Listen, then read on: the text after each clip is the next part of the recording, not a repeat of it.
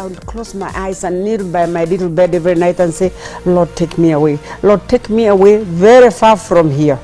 I don't want to live here. I don't want to do this. And he did exactly that. I went to school in Kulungu, Machakos. I went to Precious Blood. I went to school in Dar es Salaam. I went to school in England. The will to look beyond her circumstances and purpose for a better life would intensify after falling pregnant at the age of 19. I took my baby with me to Dar es Salaam University. And with the help of friends, and with the help of my sister, one of my latest sisters was amazing. There was no food in Tanzania those days. There was big problem in Tanzania. And she would be sending money with girls who worked in Kenya Airways. They would hide cereal for me in their boxes and they'll bring it so that I can feed the baby. I came back, I finished and did very well. Second division upper class, and came back and I went to England. I got a scholarship to go to England and I took my baby with me. From that experience, Dr. Riria developed a steely determination to support other women to reach the next level. The launch of the Democracy Trust Fund for women aspiring for leadership.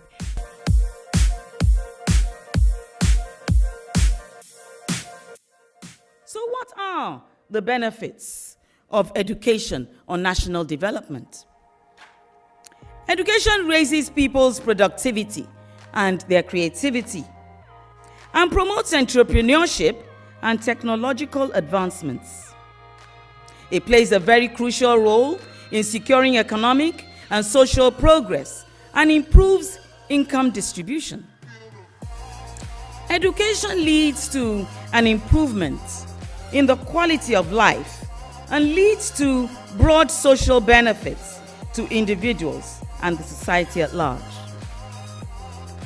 What are my collaboration suggestions for that? In order for Africa to move forward, there is need for African governments to invest in qualitative education at all levels by partnering with private investors to bring about qualitative education. It's about time we throw off the toga of backwardness and underdevelopment and bring forth ideas and workable plans that will give birth to a new Africa, our Africa. One that is no longer defined by poverty, no longer defined by disease, and no longer defined by political instability, but rather by inventions, scientific breakthroughs, and technological advancements that will make us stand equal to other continents of the world. Why am I so positive about Africa's transformation? It's because I believe very strongly in my heart that it is achievable, that we can.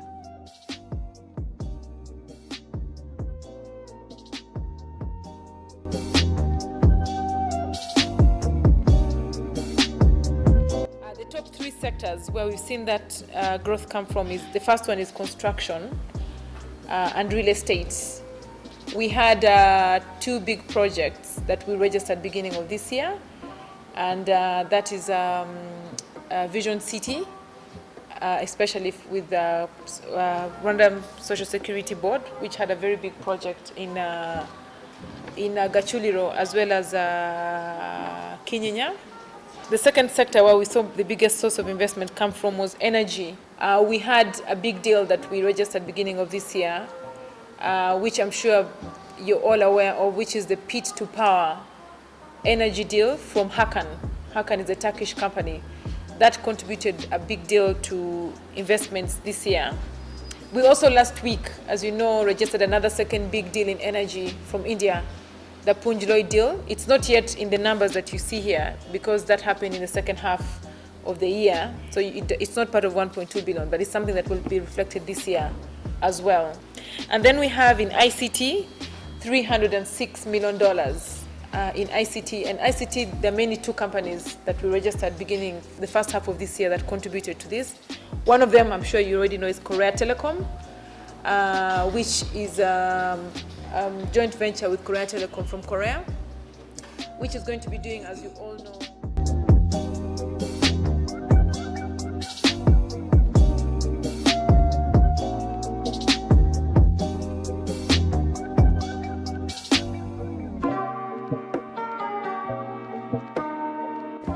She has the backing of French President Emmanuel Macron and of all 29 French-speaking countries in the African Union. Louise Mushikiwabo looks set to become the first African woman to lead the international organisation of La Francophonie. Born in Kigali in 1967, she fled violence in her country in 1990 and settled in the United States. She only returned to Rwanda in 2008, where she served as foreign minister since 2009. Perfectly bilingual in English and French, she has always defended the voice of her country in the organisation of La Francophonie, often criticising what she says is France's interference in African affairs. Who determines the political future of Africans? It's not Paris, that's obvious. Louise Mushikiwabo's candidacy was made official last May when Rwandan President Paul Kagame visited Paris. She was endorsed by French President Emmanuel Macron, a surprising move given the tense relations between Paris and Kigali since the 1994 Rwandan genocide. France has repeatedly condemned human rights abuses carried out by Kagame's government and expressed concern at its efforts to sideline the French language. That's good.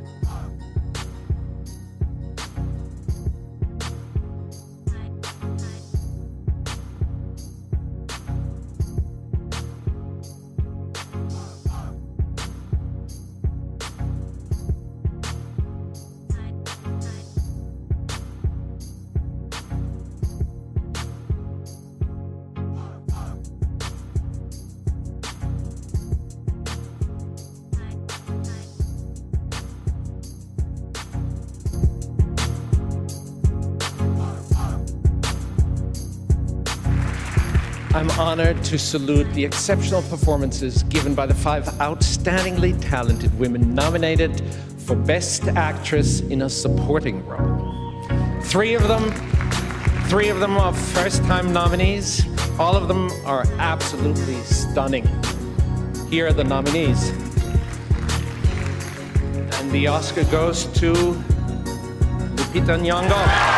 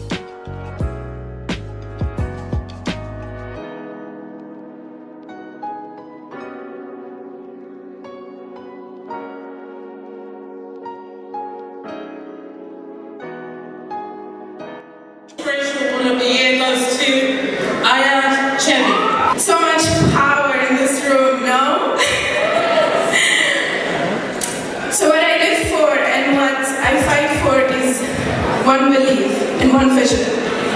There is no such thing as North Africa and Sub-Saharan Africa. There is only one Africa. And I am Tunisian, and I am proudly African woman.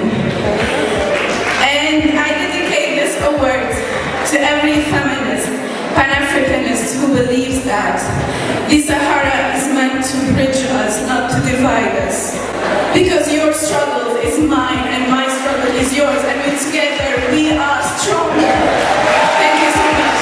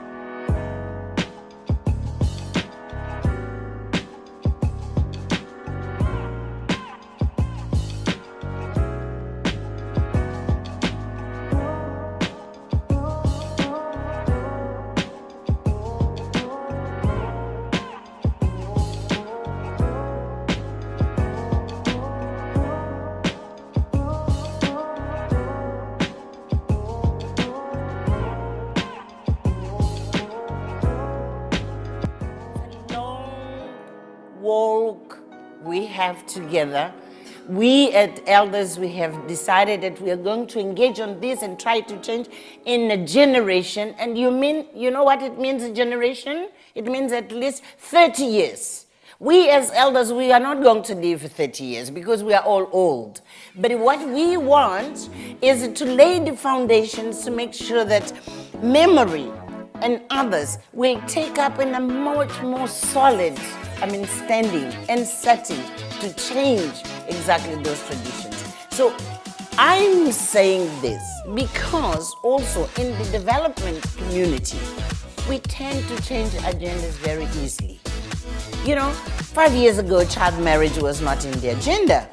It happened because there was a huge campaign of civil society organizations in which even us as elders were engaged. And don't be surprised, in 5 years' time, if someone comes with a brilliant idea and they move out of child marriage. I want to say, those who have pledged to work with child marriage, they have to be prepared to work for the next 30, 45 years. Not changing agendas easily.